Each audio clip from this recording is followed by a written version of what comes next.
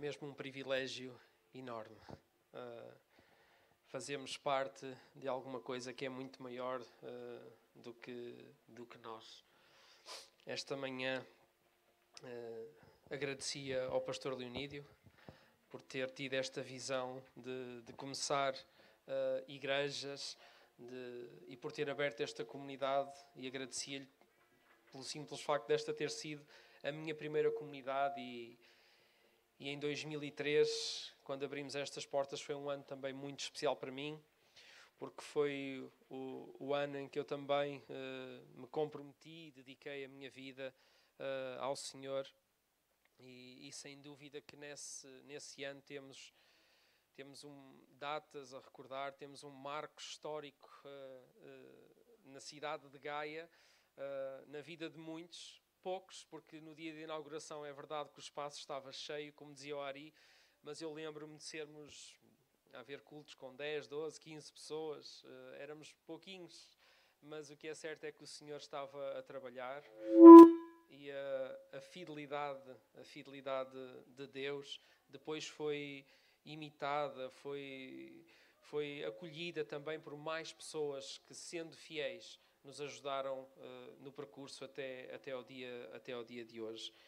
Sim, em 2003 nós abrimos um espaço físico para a comunidade, mas eu tenho que... Ok, estão aqui a dizer que as crianças podem ir já para as classes e os pré-adolescentes, é isso? Então vá, desarrumem lá um bocadinho a sala, que a gente continua já.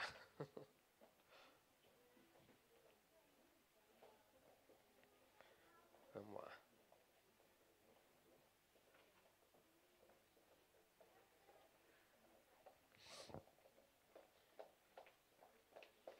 Agora são estes os pequeninos. Eu há pouco estava a olhar aqui para o grupo de louvor e já agora eu fui muito abençoado nesta manhã, tanto pelo tempo às 9h30, como agora no tempo nesta celebração, pelo o tempo de louvor que vocês ministraram. É delicioso perceber tudo aquilo que Deus faz através de vocês e que nós podemos receber desta forma. Acho que andei com todos ao colo. Menos com a Rita, acho eu. Acho que a Rita não andei ao colo. Com o Joel também andei, se vocês estavam a perguntar. Andei mesmo com todos ao colo. Mas pronto. Mas mais coisas que eu me lembro assim e que foram um marco muito grande. Marcos na história desta comunidade. Queres trocar o micro, não é, Joel? Estás a olhar para mim? É isso. Ok. E que também marcaram muito a minha vida. Eu lembro-me de, logo no ano a seguir, em 2004, um retiro que fizemos em Espanha, um retiro com muita loucura à mistura, um retiro supostamente de jovens, mas com muita gente infiltrada, que gostava de ser jovem na altura, mas que estava connosco e que, no meio de tanta loucura, mas onde Deus me falou tanto. E acho que foi a partir desse momento que eu me senti mais adotado e que me adotaram, e que eu tomei a decisão realmente de não largar mais esta família.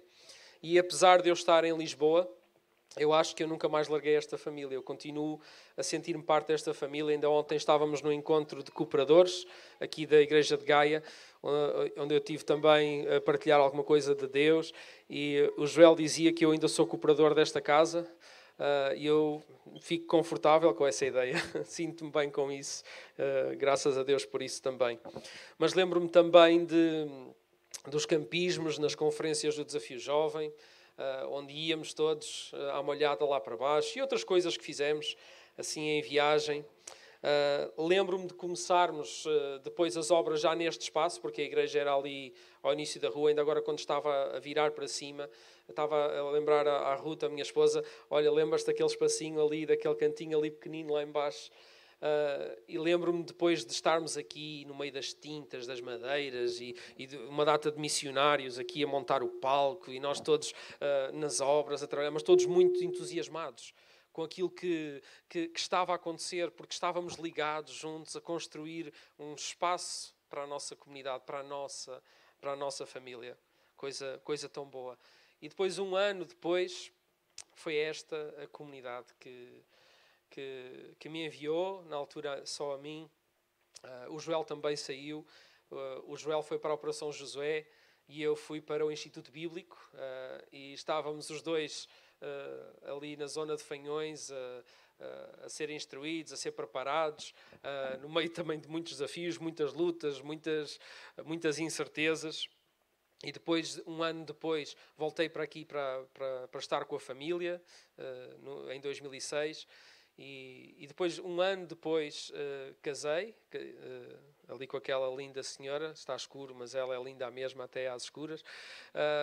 Casámos em 2007 e nesse mesmo ano foi o ano então que, de uma forma mais definitiva, a Igreja orava por nós e nos enviava, na altura a mim, à Ruth, ao Pedro Moreira e à Ruth também, frutos desta Igreja, nos enviava para fazermos parte de uma equipa missionária, para trabalharmos com o pastor Leonídio.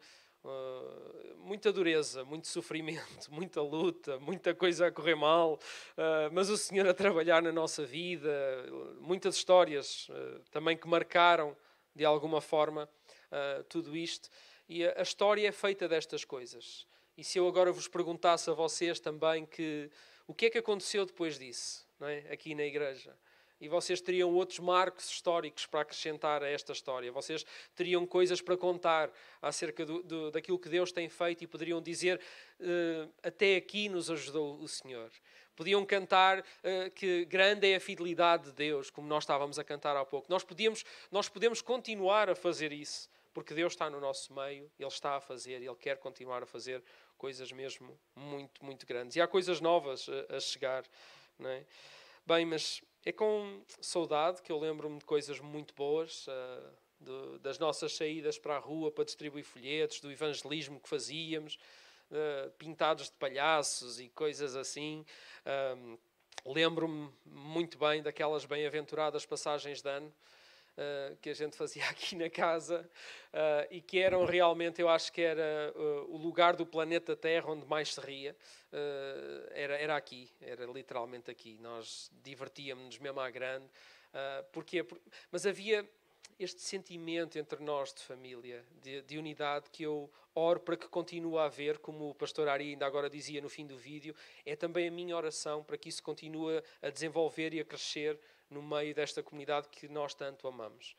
E nós, eu e a minha esposa, amamos esta comunidade. É a comunidade que nos enviou, a nossa primeira família de igreja, e nós queremos dizer que estamos disponíveis. Isto não é apenas um clichê ou uma frase bonita.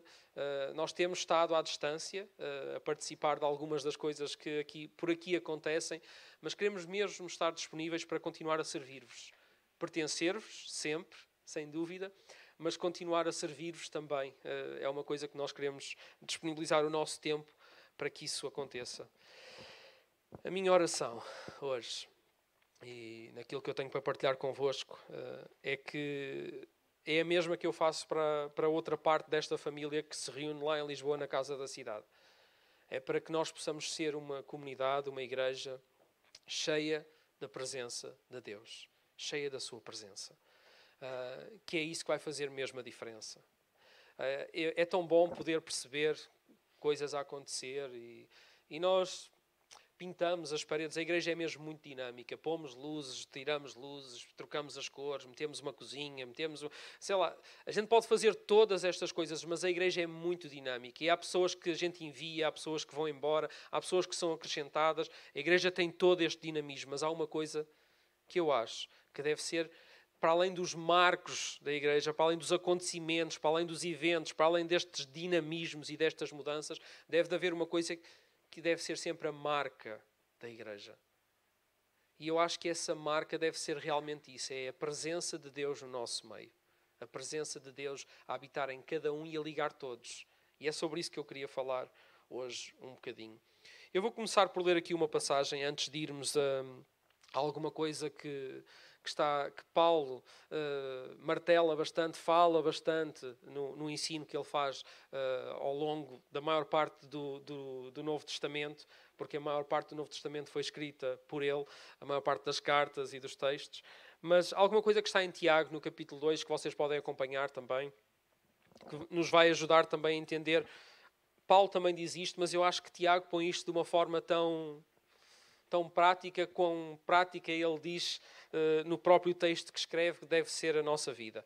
E por isso há uma coisa que está escrita essencialmente no versículo 17 de Tiago 2, que nós conhecemos bastante, mas para dar algum contexto, eu vou começar no versículo 14, que diz assim, Tiago 2, versículo 14, e já agora para quem está aí em casa a ver-nos ou onde quer que estejam, também para vocês podem também abrir a palavra e acompanhar tudo aquilo que está a acontecer.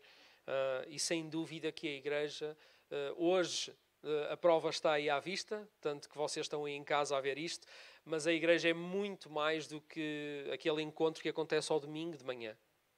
Aliás, eu diria que nós devemos olhar para a Igreja como muito mais até do que aqueles que dizem que fazem parte de uma família como esta. Eu quero olhar para aqueles que ainda não congregam, que ainda não se juntam, que ainda não estão numa comunidade como esta, como uma parte de nós que precisa descobrir que o é. E então, com isto, eu estou-me a responsabilizar. Eu estou a desejar que Deus me encha para que eu possa me colar a eles, para que eu possa me ligar a eles. E eu vou precisar de mais da presença do Espírito na minha vida para que isso aconteça, sem dúvida. E é nestes encontros que eu também sou cheio, sou renovado, sou restaurado, sou encorajado a ir e fazer tudo isso que a Igreja deve de ser, também quando sai da porta para fora. E para além de fazer Igreja, ela é Igreja, onde quer que ela esteja. Tiago diz assim, capítulo 2, versículo 14. Que importa, meus irmãos, alguém dizer que tem fé se a não põe em prática? Será que essa fé lhe trará a salvação? Imaginem que algum irmão ou irmã não tem nada que vestir e lhe falta o necessário para comer cada dia. Poderão dizer-lhes, vão em paz, onde encontrar com o que se aquecer e matar a fome. Este tipo de fé. Mas se não lhes dão aquilo de que eles precisam, de que valem essas boas palavras? Do mesmo modo, a fé, se não é posta em prática, está morta. Mais pragmático, mais prático, mais real do que isto, eu acho que é difícil. Por isso é que eu venho muitas vezes a este texto. E Paulo fala disto também.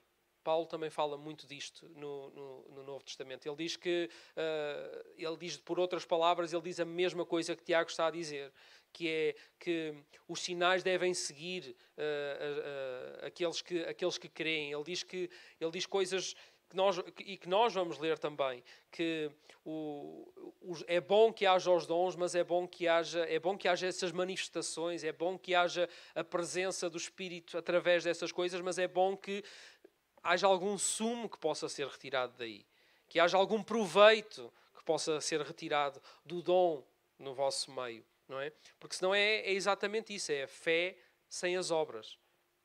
E nós, sempre que falamos nesta questão do Espírito e do dom do Espírito no meio da Igreja, há uma coisa que nos vem à mente, também fruto muito da cultura de igreja em que nós crescemos, pelo menos em que eu cresci nos últimos 18 anos. Esta palavra, esta expressão de falarmos de sermos cheios do Espírito e associarmos isso ao batismo, a sermos batizados. E a palavra batismo significa imersão, submersão, estarmos envolvidos completamente em alguma coisa, não é? E sermos envolvidos e submergidos no Espírito é alguma coisa que deve ser realmente o nosso desejo, certo? Nós, como igreja, nós queremos isso, nós desejamos isso, nós queremos que a nossa vida tenha isso. Sempre que eu penso em batismo, a primeira coisa que me vem à cabeça, a imagem que eu tenho, é aquele símbolo que nós fazemos, onde publicamente testemunhamos a nossa fé em Jesus quando descemos às águas.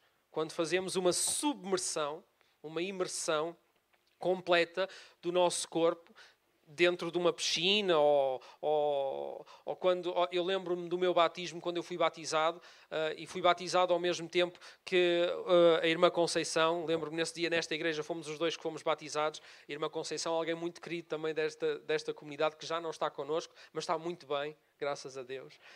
Está no descanso do Pai. Isso é tão bom também percebermos isso, apesar da distância, que agora é bastante. Mas eu lembro-me desse dia, e lembro-me de testemunhar publicamente e de ser envolto e submerso naquele líquido, na água, mas ao mesmo tempo era água. Ou seja, ela não tinha nenhuma propriedade mágica por si só, porque aquilo era só um símbolo que devia simbolizar alguma coisa que já estava na minha vida, que era o quê? A fé em Jesus. Porque se eu não tivesse fé em Jesus e desse um mergulho na água, o que é que isso adiantava? É a mesma coisa que a fé sem as obras, certo? O que é que me adianta um mergulho nas águas se não houver fé? Que simbolismo é que isso trará à minha vida se eu não tiver fé? Se eu não crer? Certo? O batismo é o quê, então? Da mesma maneira que eu desejar ser cheio do Espírito Santo, ou seja, essa presença, e que Jesus falava dela, Jesus dizia assim: eu vou para o Pai, mas eu vou enviar-vos o meu Espírito. E ele queria que nós fôssemos cheios desse Espírito. E dizia, como a pastora Cláudia até mencionou essa passagem que está em Atos, no primeiro capítulo e no versículo 8, ele dizia o quê? Que nós, cheios dessa presença de Deus, que nós receberíamos poder para fazer o quê? Para sermos testemunhas. Não é no lugar onde nós recebemos o poder, é para sairmos dali e onde quer que a gente seja, onde quer que a gente vá, a gente possa ser esses representantes de Jesus, cheios da presença dele, cheios do seu Espírito. Seja na nossa Jerusalém, seja na nossa Judeia, seja até na complicação e na dificuldade de falar àqueles que são tão diferentes de nós, ou seja, nas nossas Samarias, ou até onde quer que Deus nos leve. Onde quer que Deus nos leve, até aos confins da terra. E essa presença de Deus, eu anseio por mais essa presença de Deus no nosso meio, desse batismo no Espírito, desse revestimento do poder de Deus, mas para fazer isso mesmo, para ser, ou seja, não é o poder por si só, não é um batismo por si só, não é a fé por si só, não é as águas por si só, é muito mais do que isso. Eu quero ser cheio de Deus, mas não quero que a minha fé seja morta. Isso tem que resultar em alguma coisa, tem que ter uma dimensão prática. A minha vida tem que ser... A minha natureza é de tal forma afetada que isso se revela depois nas coisas mais práticas da vida.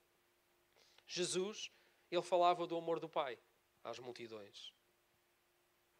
Jesus, ele dizia, ele falava da lei e depois apresentava a graça. E ele mencionava isso, ele proferia estas palavras, ele profetizava, ou seja, ele falava do coração do Pai a todos aqueles que o escutavam, mas depois de uma forma muito prática ele curava as pessoas. Ele alimentava as multidões. Ele perdoava os pecados. Porque tinha esta dimensão. A fé tinha esta dimensão muito prática também. Mas da mesma forma que a água nos submerge completamente, o Espírito Santo também deve ser mais do que uma coisa que está dentro de nós, ele deve sair. Porque quando ele sai de nós, ele vai ligar-nos aos outros, ele vai trazer uma propriedade de nos conectar aos outros que faz com que as coisas não sejam uma ligação somente uma ligação seca, sem vida, mas este Espírito quer nos trazer vida e fazer com que a vida transborde de nós. Com que a vida possa ser de tal maneira intensa em nós que transborde. E é isso nós temos essa imagem do batismo no Espírito Santo também por causa disso. Porque uma pessoa completamente cheia de Deus realmente parece que não dá para conter. E quando não se contém, e nós... Na cultura de igreja em que vivemos, nós parece que ansiamos e desejamos muito que haja uma manifestação sobrenatural ou espiritual dessa presença na nossa vida. Se nós resumirmos isto muito a uma caixinha do cristianismo, mais até aquela parte pentecostal, de qual também a nossa igreja deriva, e nós temos também essa história em nós, claro que sim, a manifestação do dom era quase provocada. A oração intensa, até que o dom surja, até que o dom apareça. E é assim, eu não julgo a cultura, não vejo problema nenhum de o fazermos, mas há uma coisa que aí já vejo problema. Não vejo problema nenhum em que a cultura até... em certa medida, claro, com equilíbrio, claro, porque no meu caso até foi quase forçado e não acontecia. Porquê? Porque se esperava uma manifestação até de um dom, mas não era um dom qualquer, era um dom específico. Esperava-se que o dom das línguas estranhas surgisse ali no meio daquilo tudo. Mas eu quero propor-vos outra coisa, que é, mais do que um dom, que pode ser ele, esse ou outro qualquer, pode ser o dom da hospitalidade, pode ser o dom da sabedoria, pode ser o dom da cura, há uma data de coisas que podem acontecer, da profecia, o dom do conhecimento. Podia ser muita coisa. Ou então até pode nem ser assim uma coisa assim tão explícita, porque a lista de dons não é exaustiva e não diz tudo. Não é? Mas que realmente, se houver dom, que haja fruto também. Da mesma maneira que se há fé, que haja obras também. Portanto, eu acho que posso dizer, e hoje eu assumo isto com segurança, que se há dom do Espírito, se há batismo do Espírito, que haja evidência, e não é o dom em si, que haja evidência, que haja amor, que haja o dom do Espírito em ação, que haja a paciência com o outro, que haja a benignidade, a amabilidade, a bondade, a generosidade, essas coisas todas, mas que, resumidamente falando, que a gente possa encontrar amor uns pelos outros. Que é isso que o apóstolo Paulo diz quando escreve aos Colossenses, no capítulo 3, ele diz que é o amor que nos vai unir, ligar perfeitamente. É isso que vai fazer essa ligação. Mais do que o dom em si. Mais do que essas manifestações espirituais o fazem. E Paulo, quando escreve acerca dos dons e quando lista os dons, há duas coisas que Paulo faz constantemente quando faz isto. É que Paulo fala muito, mesmo muito, da graça de Deus, fala muito da lei e da graça, sem dúvida, e fala muito do Evangelho para os não-judeus, os gentios. Paulo fala muito destas coisas, mas menciona sempre que, seja judeu ou não, seja escravo ou não, ou seja, e ele diz isso até numa passagem bíblica que eu até tenho aqui a ponto, está em... Deixem-me lá abrir. Está... 1 Coríntios 12. Ele diz que todos nós, judeus ou não judeus, escravos ou livres, fomos batizados num só Espírito, para formarmos um só corpo. E todos recebemos o mesmo Espírito. Paulo fala constantemente da unidade.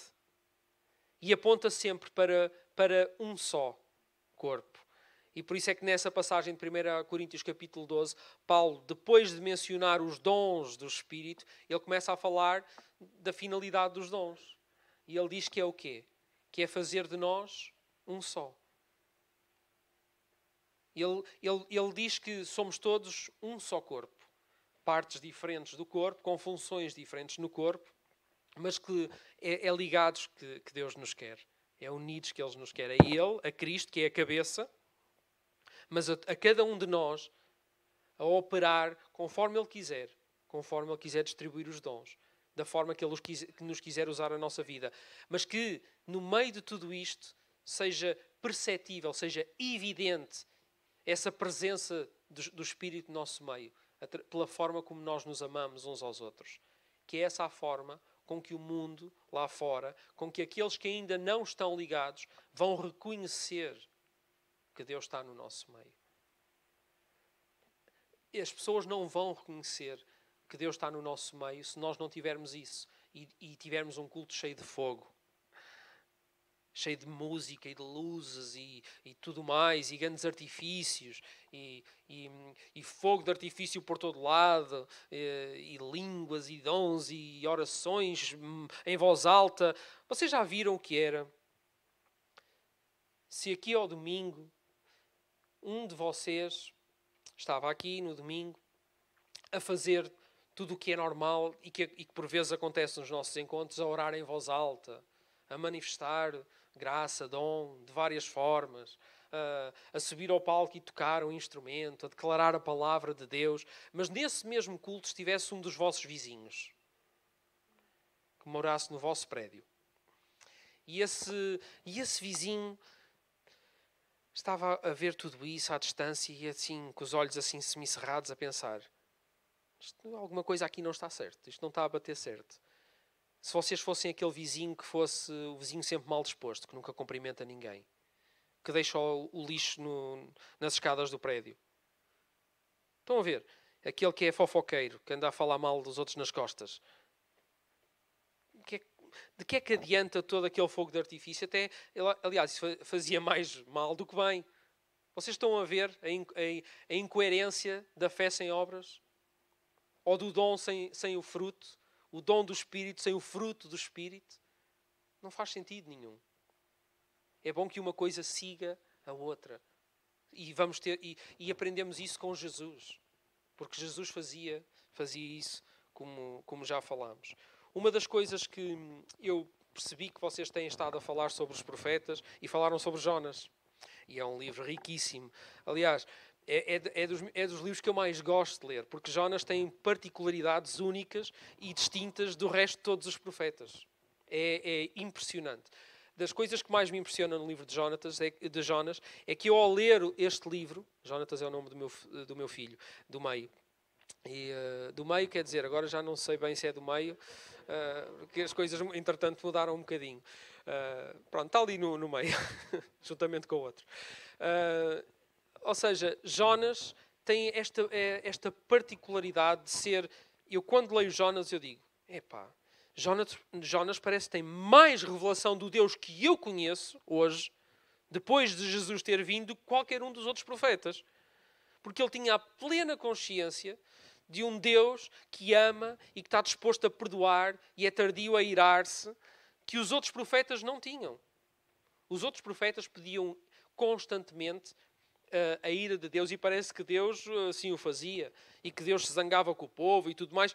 Jonas não. Jonas tinha tanta consciência de que Deus amava e que Deus queria todos para si, até os inimigos deles, neste caso os ninivitas. Jonas tinha tanto essa certeza que ele nem queria ir lá. E sabem qual foi o problema de Jonas?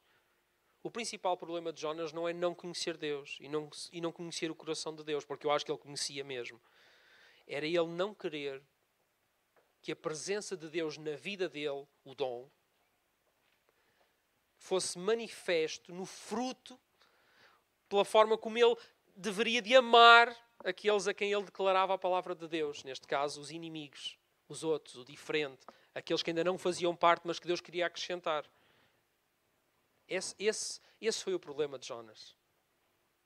Conhecer muito bem uma coisa, mas depois fé sem obras. Percebem? Dom sem fruto. Esse foi o problema de Jonas.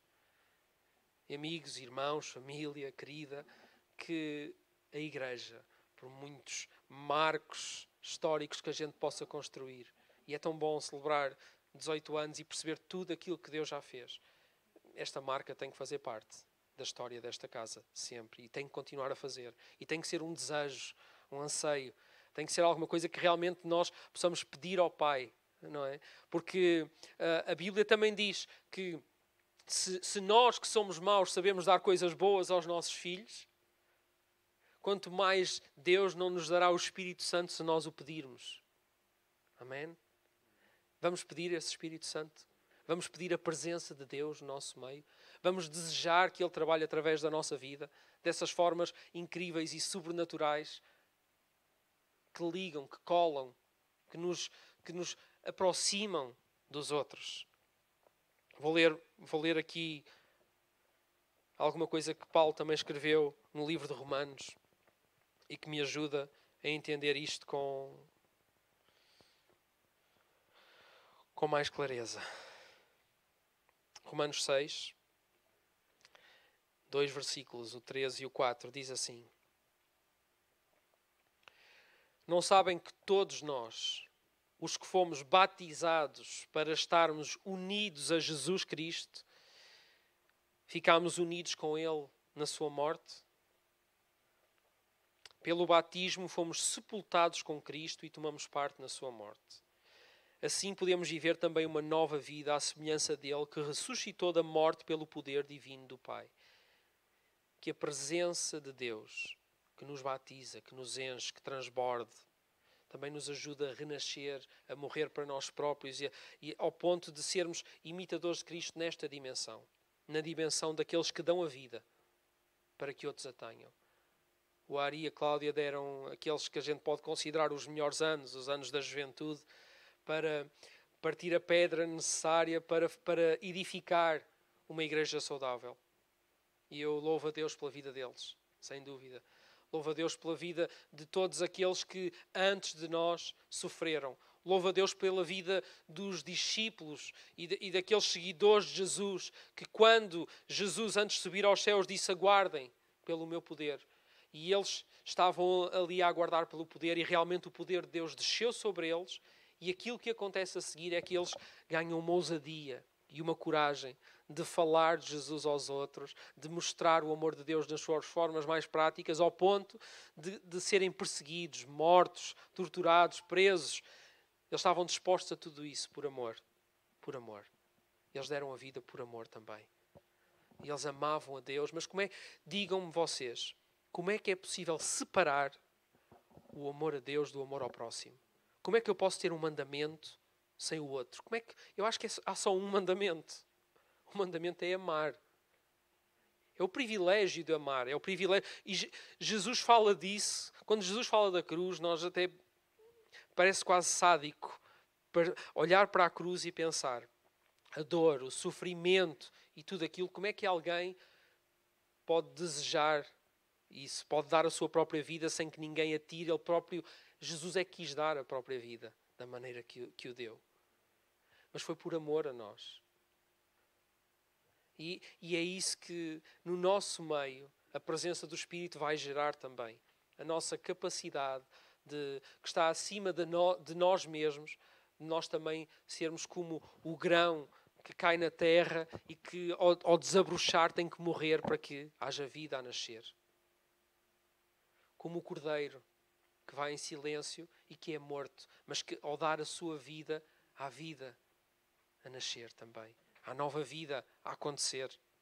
Amém? Como o pão que é partido, que é esmagado, que é esmigalhado, mas que é dado para que haja alimento. E nós fazemos isso com o quê? Com um símbolozinho deste tamanho. Mas mais do que isso, que esse simbolismo, que quando nós celebramos esse momento, quando nós relembramos esse momento, significa isso mesmo. Eu quero dar a minha vida, quero partir tudo o que for necessário. E eu oro para que isso seja a marca desta comunidade, desta família. Uma família que é capaz de fazer isso pelos outros. Porque não tarda, Jesus volta. E nós estaremos com Ele para todo o sempre. E nós queremos aproveitar da melhor maneira a oportunidade que ainda temos para fazer cumprir a missão que, como nós ouvimos os primeiros pastores desta comunidade falar, nós agora assumimos essa missão. Não é o Joel e a Cecília que estão a assumir essa missão? Eles também estão a assumir essa missão. É a comunidade, é a igreja que está a assumir tudo isso. Por isso não é o Joel e a Cecília em quem a gente quer ver o dom. Não é só o Joel e a Cecília onde nós queremos ver o dom e o fruto. É na comunidade que nós queremos ver o dom e o fruto da presença do Espírito Santo no nosso meio. Quem é que quer ser batizado no Espírito? Eu quero ser batizado no Espírito não uma vez. Eu quero ser cheio da presença de Deus todas as vezes que for necessárias para eu viver apaixonado por Cristo. Para eu viver em fogo por Cristo realmente. Para eu viver entusiasmado com o facto até de ter que dar a minha vida e fazer os sacrifícios e agir em amor sacrificial para que o outro o conheça. E para que esteja ligado a mim. Para que seja um comigo, como Deus quer que eu seja um com Ele, como Jesus garantidamente é um com o Pai. Amém? Vamos ser um com o Pai, mas não vai dar se não tivermos este batismo. Se esta água espiritual não nos ligar. Se nós não estivermos imersos, completamente submersos na sua presença, não vamos conseguir ligar-nos uns aos outros. Amém? Podemos ficar de pé. Amém.